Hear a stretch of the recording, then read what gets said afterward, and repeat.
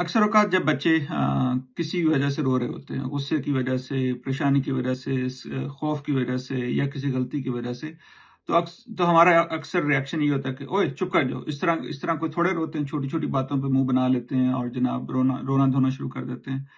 तो बच्चा जब इस तरह के अल्फाज से बच्चा क्या महसूस कर रहा होता है? बच्चा ये महसूस कर रहा होता है कि वो जो गुस्सा, अपना वो जो दुःख और अपना वो जो फ्रस्ट्रेशन वो इज़हार करना चाह रहा था, कोई उसको सुन नहीं रहा। तो वो क्या करता है, बच्चा और ज़ोर से रोना शुरू कर देता है। जब बच्चा और ज़ोर से रोना शुरू कर देता है ताकि वालिदैन उसको सीरियस लें या उसको अटेंशन दें, तो उससे क्या होता है कि हमें भी और ज़्यादा गुस्सा आना शुरू हो जाता है। तो ना बच्चे को हेल्प मिल रही है, ना हमें हेल्प मिल रही है।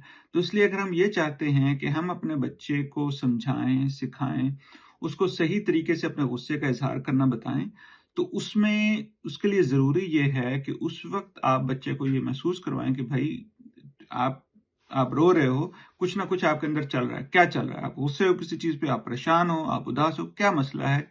कैसे हम उसको हल कर सकते हैं?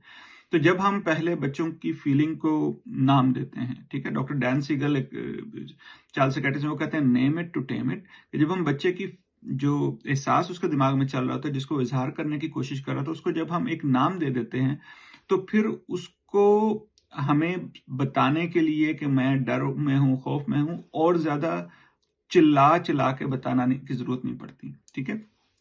तो आप उसको उसकी जो भी उसकी वो उस वक़्त वो फीलिंग्स हो उसको बारे में उसको बताएँ कि आप ये वजह है, ये वजह है, ये वजह है। वो कहता है मुझे बहुत गुस्सा आ रहा है, तो आप बताएँ भई कि जब भी आपको कोई चीज़ आपकी मर्ज़ी के मुताबिक नहीं मिलती तो गुस्सा आना एक बहुत नॉर्मल चीज़ होती है, ठीक है?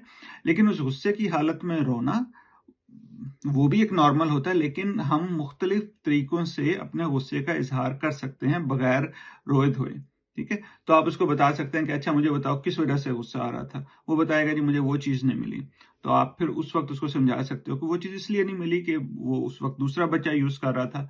तो और इस जब हम इस तरह का बच्चों के साथ बातचीत करते हैं ना, बजाए इसके कि उनको डाँट कर, उनको गुस्से से उनकी जो फीलिंग को बगैर सुने, जब हम सही-गलत के उसमें पड़ जाते हैं, तो फिर बच्चा जो है वो और चिड़चिड़ा हो जाता है।